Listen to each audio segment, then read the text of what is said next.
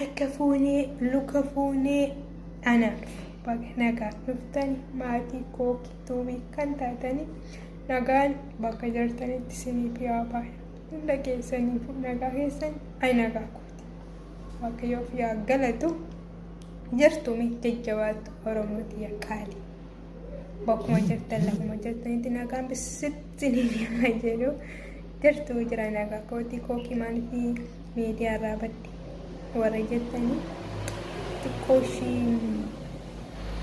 maaliif kan akka ta'anii hin beekne kanaaf ammoo xiqqoo waan natti dhaga'ame akkasumarree waan arge takka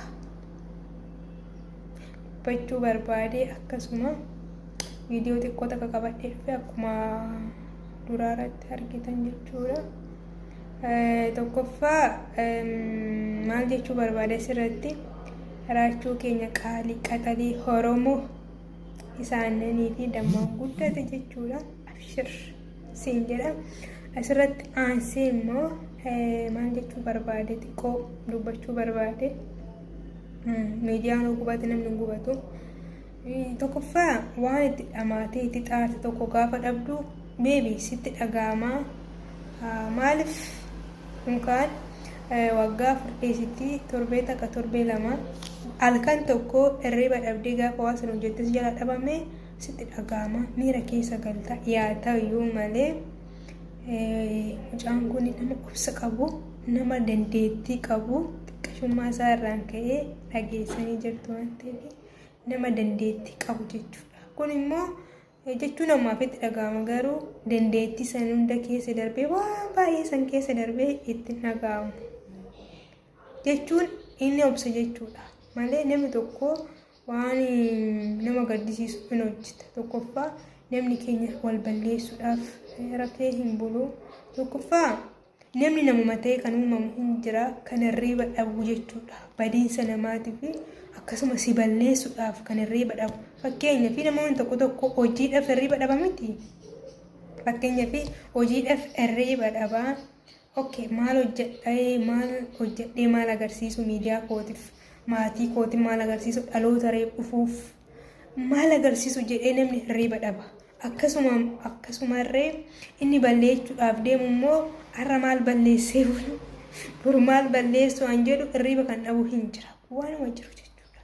Dhugaa si balleessuudhaaf kan hirriba dhabu hin jira. Eessa akka jirtu biyya kam akkaati jirtu si balleessuudhaaf kan hirriba malee bulu hin jira.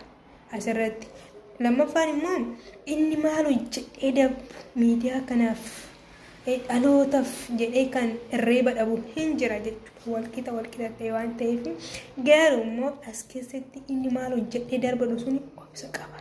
Kan akka raachiyee jechuudha. Dhugaa dubbachuuf ani raachuurraa an akkana hin jedhamne irraa hubadhee ani jechuun nama akkana natti fakkaane raachuun nama akkanatti obsa qabu natti fakkaane jechuudha.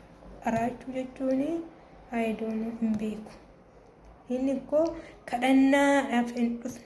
Namoonni baay'een asirratti maal jechuu barbaadan waan xiqqoo irratti rakkadhee akkasumaaf ta'a na bira dhaabbadhaa na gargaara akkaawuntiin koo kana jedhee warra himatu kan baay'atu wajjumaan kana garu miidiyaa kanarratti garuu inni immoo haadhas abbaas hin qabu garuu na gargaara jedhee dubbatee hin beeku waan akkanaa jedhee dubbatee hin beeku dheengaddaan seenaa isaa dubbate dheengaddaan kan keessa darbe kan dubbate akkam obsa qaba akkam Oromoo waamadha kinoo itti qaanii jiru garuu immoo abshir waaqayyo wajjin haa ta'u akka namaatti maaltu dhaabbatee deemamti garuu waaqayyo immoo singatu siin jedha raachiyee kiyya.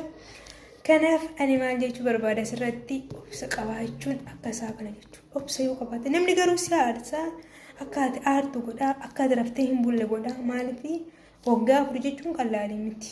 Tokkoffaa inni nama hin tuqu nama hin arrabsu hin agarra ijoollee tiktook irra oolan jechuudha. Kan nama arrabsaa oolanii kan fooloo guddifachuu nama arrabsan kun immoo namni yoo dhaqee isa arrabsee dhiibama jedhee kan bira darbu akka nama gowwaatti kan gadi jedhee bulu malee namatti dubbatee hamaa isaa baasee argee hin beeku. Ijoollee baay'ee wal arrabsaa oolu eenyu abaluu arrabsee kan bossotaa oolu illee namatti garuu inni kun hamaa nafaasaa keessaa hin bahu taphatee kolfuu dhugaa dubbachuuf akkasiidha. Kanaaf abshirraachuu kosiin jedha qaxalee nama miidiyaan gubateedha hatiin gubattu jechuun maaliif nama fakkeenya ta'e ko namaaf ofii kiyyaafuu namni tokko namni aarii hin qabne hin jiru asirratti. Namni godaannisa garaa keessaa hin qabne hin jiru. Akka kooti jechuudha. Garuu immoo jechuun namni akka isaatti goddaamee hin jiru. Jiraatus garuu rakkadhe na gargaaraa jedhee dubbata malee inni ikkoo akkasuma isaarraa kaasee rakkadhe hin jedhee hin jiru. Akka inni itti guddate koo waggaa deessu natti soonatti fakkaatu, dhugaa natti fakkaatu jechuudha. Maaliif nama dandeettii qabu waan ta'eef, nama obsa qabu waan ta'eef sin jechuun jaaladha. Kanaaf akkasiidha. Maaliif abshirii jabaadhu ammas borus irratti hojjedhu abshira. Duubatti hin deebi'aa. Warri rakkina akkasii keessa jirtan duubatti hin deebi'aa. Tokkoffaa ati bakka naa boruuf nan taa'utti duubatti hin deebi'i. Waan jalqabdisan duubatti hin deebi'i. Maaliif hin dandeessa waan ta'eef inni immoo dandeettii kana hunda baatee dhufeeti. Dhugaa dubbachuu fi baay'een isaa ajaa'ibsiifadha mucaa kana jechuudha. Oromoo keessan akkana. Inni tokkoffaa as qabu achi qabu isaa tokko hin naqu. Ittuma kutee dubbata ku. Dhugaa ani Oromoodha jedha kun ittuma qabe. Dhugaa maaliif bara ani Oromoodha ani akkana jedhee keessatti sodaachifamaa jiru. Inni garuu ani Oromoo. Jedhee malaan akkasitti garaasaa dhiibee lapheesaa dhiibee dubbatu jechuudha. Amma waan godhan dhabnaanii gara miidiyaa isaatti dhufan waggaa afurikkoo jechuun qal'aanii miti. Seenaa baay'ee achirratti jira waan baay'ee achirraa qaba garuu immoo sammuu isaa keessa erga jiraate hin hojjeta jechuudha. Dhugaa dubbachuu maaliif asirratti maal jechuu barbaade ammas kan hojii erga jalqabanii dhiisanii achuma isa bichaa miti. Inni tokko ijoolleen tokko qaban muluu irratti gubata isa bichaa miti garuu tokkoffaa reef irratti gubata malee dura irratti hin gubanne raachuun kanatti rifate. Kanaaf isa qofa osoo hin taane ijoollee baay'ee jalaa kan gubachaa jiru. Ijoollee baay'ee jala jechuudha warra miidiyaa gurguddaa qaban tiktookii jechuudha. Kanaaf Itoophiyaa keessa taa'ee akkasitti hojjechuu isaatu waan guddaadha jechuudha. Waan guddaa kanaaf waan fayyaa qabaadhu. Erga fayyaa qabaattee miidiyaa hojjettee fidda wanti rabbi.